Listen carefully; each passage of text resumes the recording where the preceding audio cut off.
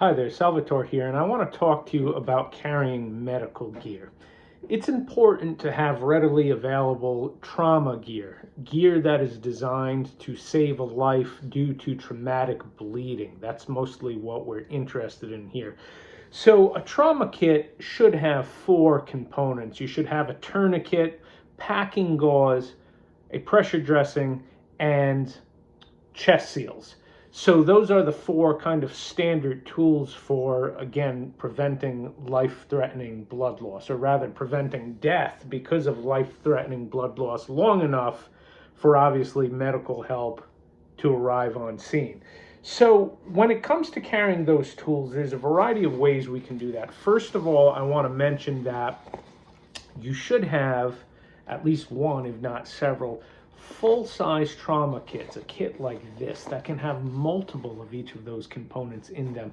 And it's very important to keep such a kit in the car. So for example, I have two of these kits, one in each vehicle, that are this size, and I have two tourniquets, two pressure dressings, several packs of packing gauze, several chest seals, etc., along with gloves, trauma shears, all that good stuff in a sizable kit. And you should keep kits like that in your vehicles as well as in the home, accessible somewhere where all the family members know where to find it.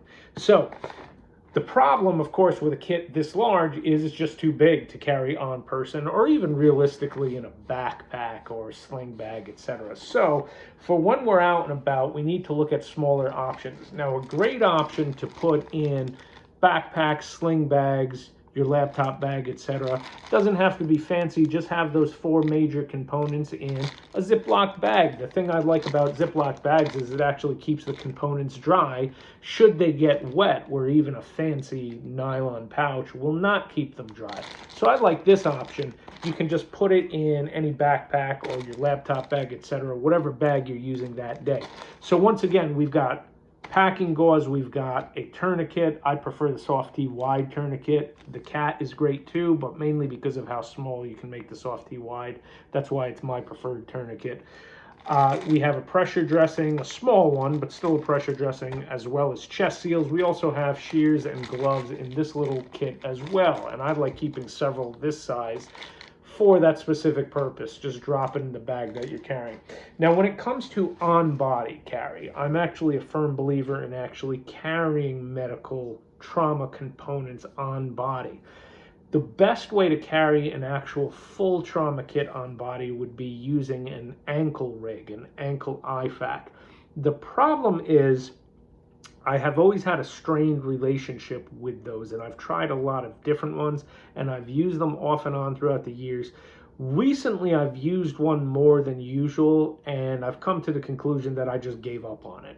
So typically, I would always carry at least a tourniquet on person anyway, and I would add the ankle IFAK when I wanted extra capability.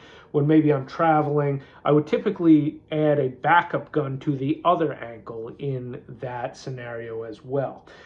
The truth is, I find the backup gun is more comfortable than any of the ankle IFAKs I've tried, so I just can't make it work. So with that said, what are some options? If you don't like the ankle IFAK, there are some other options. The ankle IFAK, again, is a great way to conceal a full trauma kit. Of course, if you live in a warm environment where you wear shorts 6 months out of the year, doesn't do you any good anyway during those months. So here's some other options to think about. First of all, you can wear something overt when you need to. So maybe if you're hunting or hiking and you want to wear something on your belt, you can wear an actual belt IFAK. Now, I only wear one of these when I'm on the range, specifically when I'm teaching. I like to have an IFAK on person, obviously. This particular pouch just goes on your belt. It's pretty low profile, so it doesn't get in your way. I don't have it on a battle belt or any ridiculous thing like that. I don't use that kind of stuff. I strictly train and teach from concealed carry. So this goes behind my support hand hip. It does not interfere with drawing my gun.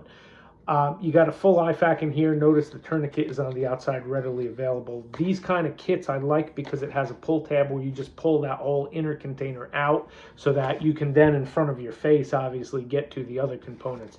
So Tourniquet, packing gauze, small pressure bandage, and 2 chest seals are all in this little kit. I wear it on the range. Now, finally, what I actually wear for my everyday carry is this pocket pouch. This is made by Wilderness Tactical. They make a variety of these with different setups for different pouch sizes. Anyway, I carry a Softy wide tourniquet, and in the other pouch is a full-size pack of combat gauze. That's hemostatic gauze. And these are the 2 components that I carry on body. So back before, even when I would put on the ankle kit, I would actually always at least have a tourniquet on body. To be honest, I have just abandoned using ankle kits completely because I have now these 2 components always on body anyway. It might look large, but it's very thin. It actually fits in a waist pocket, a hip pocket rather, and disappears. It's actually very hard to even see because it's so thin. In fact, my light on my support hand side just clips to the pocket and just rides right on top of that part of the pouch. It all fits in a pocket easily. So honestly, with those 2 components on body, I don't lose sleep about it beyond that anyway, because I have what I consider the 2 most time critical components. The tourniquet you need right now, packing gauze if somebody has an injury in a junctional site on the body you need right now.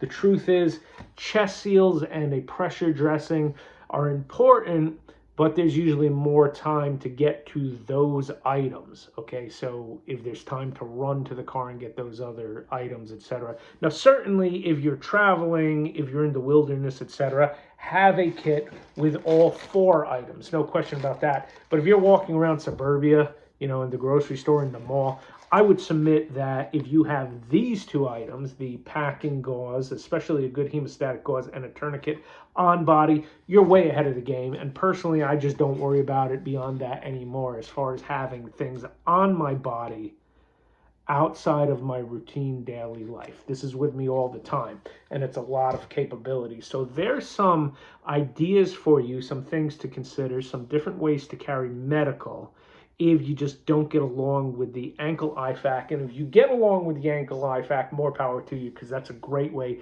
to carry all 4 components on your body.